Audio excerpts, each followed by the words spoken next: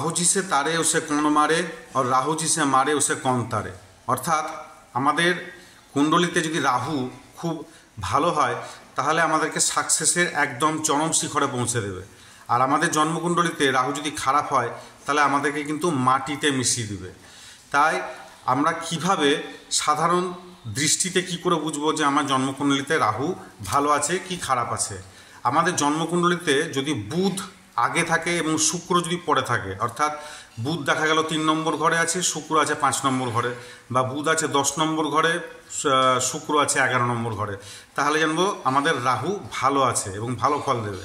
এছাড়া যদি শনি জন্মকুণ্ডলিতে আগে অবস্থান করে, অর্থাৎ 1 থেকে 6-এর মধ্যে শনি অবস্থান করছে, এবং রাহু যদি পরে অবস্থান করে, অর্থাৎ 7 থেকে 12 নম্বর ঘরে রাহু অবস্থান করছে, তাহলে জানবেন আপনার রাহু অত্যন্ত ভালো এবং ভালো ফল প্রদান করবে।